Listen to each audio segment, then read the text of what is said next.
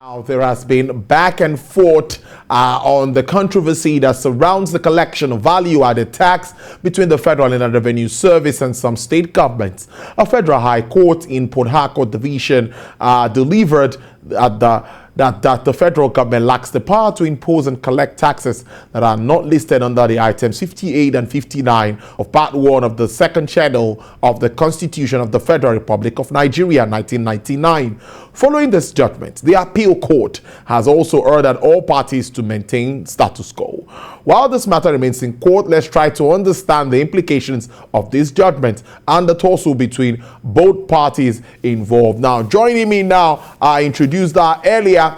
She is the president of the International Center for Tax Research and Development, Mrs. Morenike Babington-Ashaye. Good afternoon, ma. It's good to see you. Good afternoon, Tolu. Thank you so much for inviting me. Yes, I would like us to start this way because a lot of developments have followed these issues. Now, tell us more about V.A.T and how it is administered. Well, the value-added tax is a consumption tax, and presently is being administered by the Federal Inland Revenue Service. Our country has the unfortunate setup of having to go along with the British system after we even got the independence. And unfortunately, after the few years we spent on our own for civil administration, the military took over. And everything since then has been just like the military left it, which is very unfortunate. When you are in a federation, every component of that federation has duties to perform according to Chapter 2 of the Constitution, Nigerian Constitution 1999 as amended. But this has not been taken into cognizance. Unfortunately, the federal government continued to lord things over the states. The states continue to lord things over the local government. And this is where we find ourselves. But I know that there's going to, today would come. This today is tax, we call it tax secession. That is withdrawing from the federal grip, which the state should have done long time ago. Because when we started in 1999, within 6 months, the Constitution should have been reviewed to take account of federation, the system of federation. Unfortunately, because the then president and subsequent president, they saw that there's power, given to them, just like the military system, they continue that military system to the disadvantage of the states, to the disadvantage of the local governments, and to the disadvantage of people generally, which has brought us to this level of poverty in the country, unfortunately. So you see people they're going to public offices because of power and money. And that's very unfortunate. What a very good way to start the discussion. Now, making your point, I'm not worried. It's in two ways.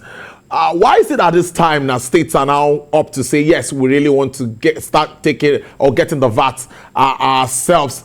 And do they really have that capacity? Because many say it's already well structured with the federal space. I ain't holding brief for any of them. But do you think that it could just be so easy to let go of this? Don't forget, FIRS has projections, and they are also working around that projections.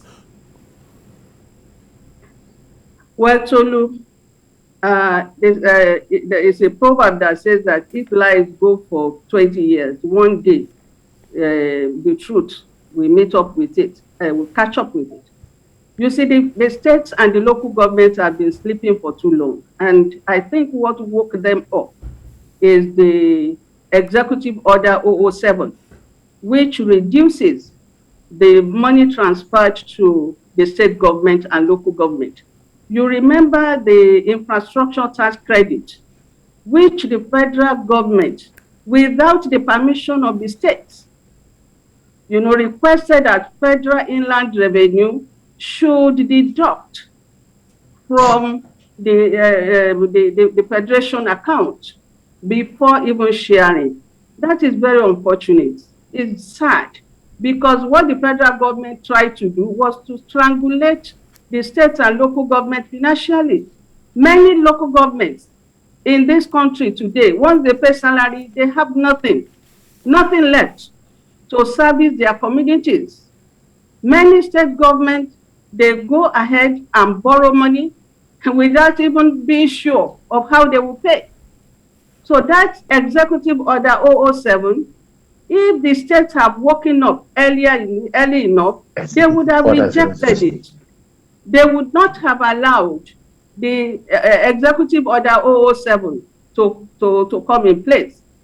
For me, I don't see any difficulty in collecting VAT. VAT has been with us for over 20 years. It's not a problem for collection. There are so many ways the state internal revenue can collect the taxes. In the first place, they can hire from the Federal Inland Revenue Department.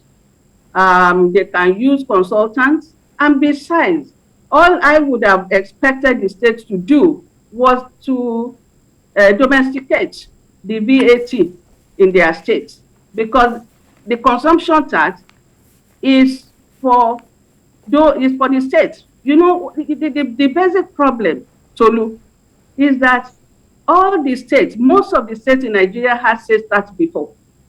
And when V.A.T came, it was supposed to replace sales tax. Lagos State, I know, continued the sales tax, and the residents still pay V.A.T to federal government, pay sales tax to state government, which is double taxation. That's a heavy tax, it's a tax burden on the residents. So Lagos State or any other state that have sales tax have the right to actually abolish VAT and continue with their sales tax, or abolish the sales tax and domesticate the VAT. For me, the Federal Inland Revenue Department is an agency of government. And whatever money that it collects or revenue that it collects is not for Federal Inland Revenue Service. Federal Inland Revenue Service is only doing a service and is being paid for that service. So as far as the projection of Federal Inland Revenue Service is concerned, it's not going to matter, because in any case, whatever goes to federal government or the government of the federation also will have to be distributed among the states and the local government. So I want to make a point. We have a problem in this country that the federal government, state government, and local government believe that the country belongs to them, which is wrong. You see, the federal government is a central government. It's an administrative government, because people live in their states, in their various states. And when you look at the Constitution that says that the executive power is given to the president, at the same time, the Constitution is taking that executive power from him and giving it to the states. You know, but unfortunately, people, when they look at exclusive legislative list, they believe that everything is to the federal government. The National Assembly is for government of the federation, not the federal government. So whatever law that the National Assembly makes, the state can use it, the local government can use it, because it's making law for the government of the federation. So the same thing with the state.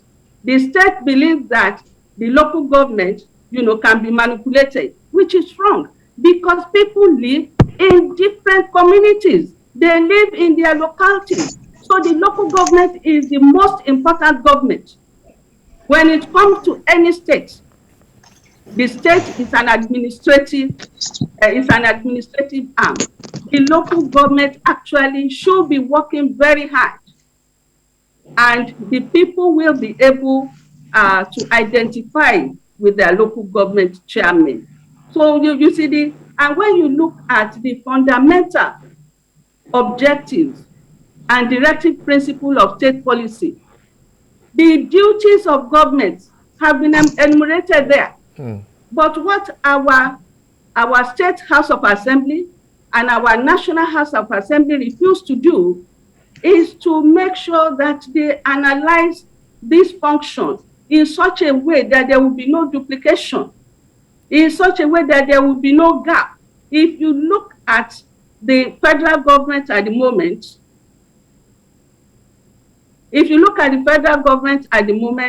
you find that the federal government is doing almost the same thing that the states are doing. Now, let me follow up this way. When two elephants fight the grass, of course, that's the way the saying goes, the grass will definitely suffer. Now, business people will be mostly affected by this decision. Already they have been affected. Members of the OPTS, that's the organized private sector, are already going to court because they're supposed to file in, I think, VAT from tomorrow, which is 21st. You understand that better. But they're saying now that they don't know if they're going to pay to state or to the federal government. This will affect businesses, uncertainty across the tax space. How does this come to you, ma? Well, this is bound to happen. For me, I think that maybe the states were in haste as to bringing this about. There are so many ways the state can get their money back because the money does not belong to the federal government. Consumption tax belongs to states, which can be shared between the states and the local government. Before I even answer your question to you, I'm not happy the way Lagos State says 75% to the state and 25% to local government. That is very unfair because we know how many local governments are in Lagos State. They should be the other way around. It should be 75% to local government and 25% to the state. The state, when it comes to local government administration, the state is an administrative arm.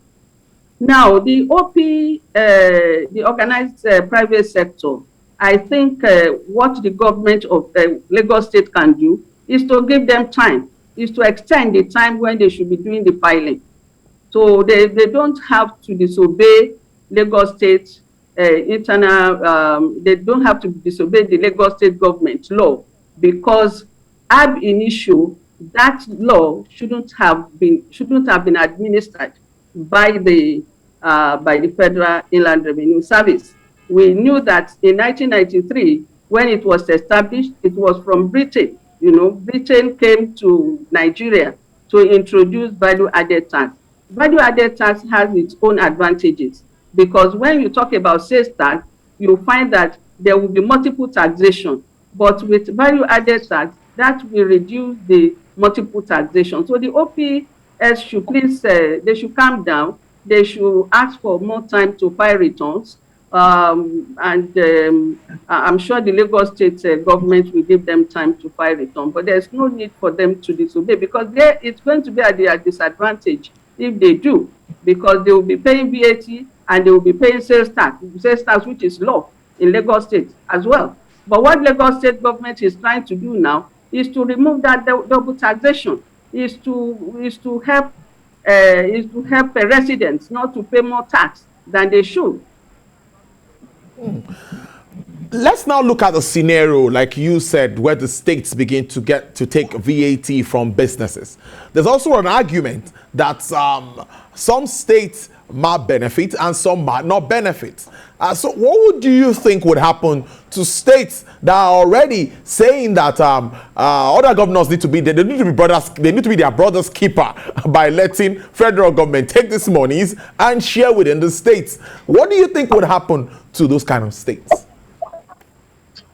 Well, for me, first of all, they should be lucky that those states that are now enacting their V.A.T are not even asking for refund of what they have paid to them already. What is important for the states that are benefiting, I believe when you talk about federation, if any state is in need of money, that state should make a request to federal government. the federal government can now ask states to rally around that state, So there's no free money anywhere, because when you look at Lagos State, Ogun State, and other states, they need this money.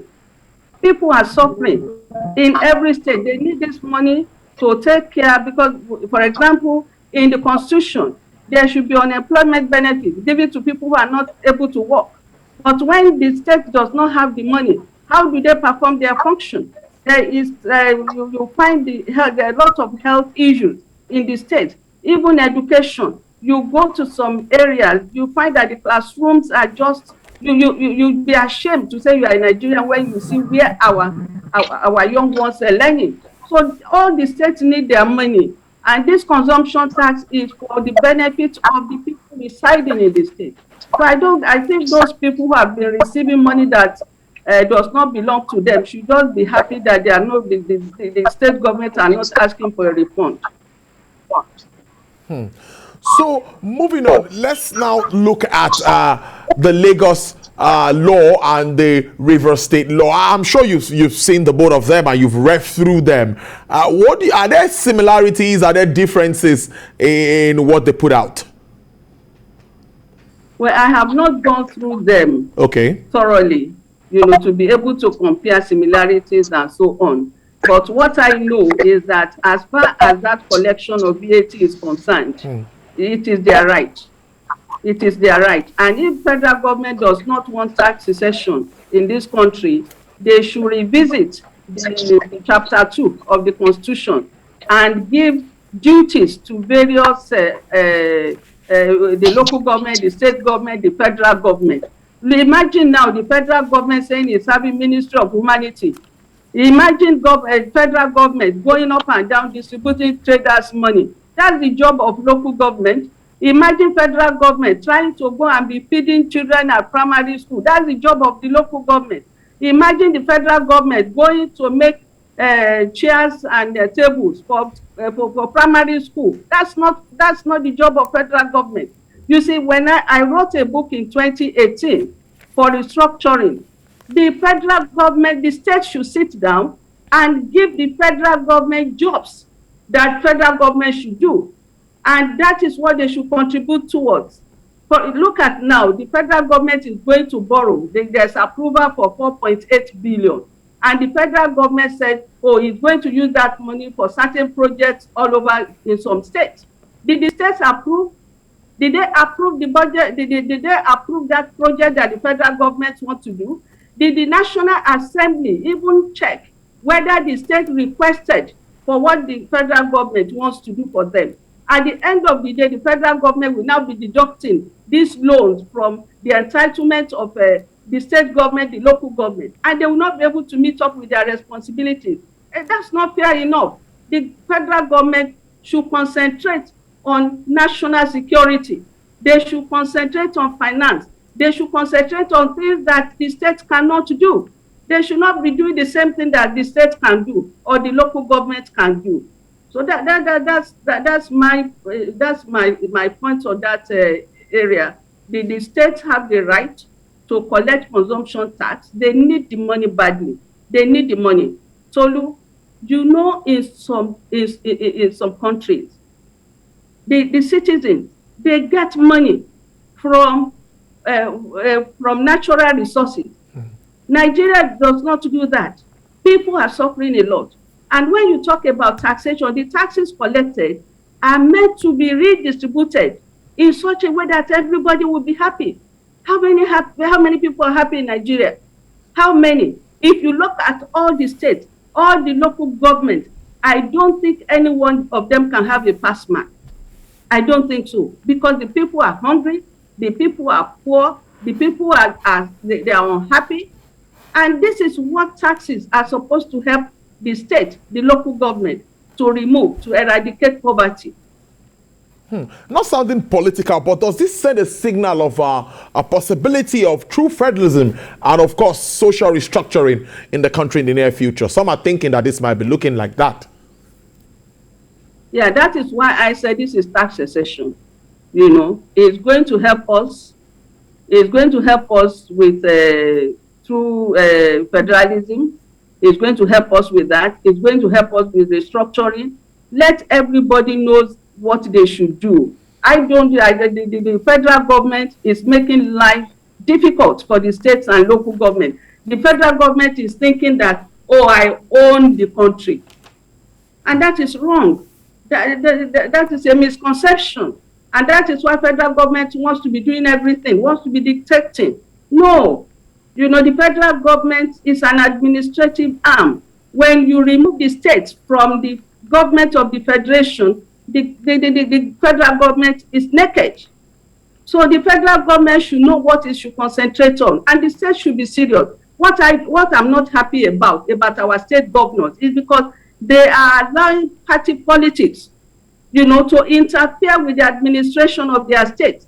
Just because the president is from APC and I'm a governor from APC, oh, I'm not going to say anything against what the governor and what the president is doing. You are not doing the right thing, because once you get there, whether you are APC or you are PPD or you are AP, whatever you are now administering for the people, for the citizens of Nigeria, not for your political party. Well, it's a good way to leave it. Interesting talk there, and of course, passionate one there from Mrs. Morenike Babington-Ashaye, who's the president of the International Center for Tax Research and Development. Thank you so much for spending your time with us this afternoon. We appreciate this. We know you can go on, but this much time can take. Thank you so much for your time. Thank you so much, Tolu. Thank you. All right there.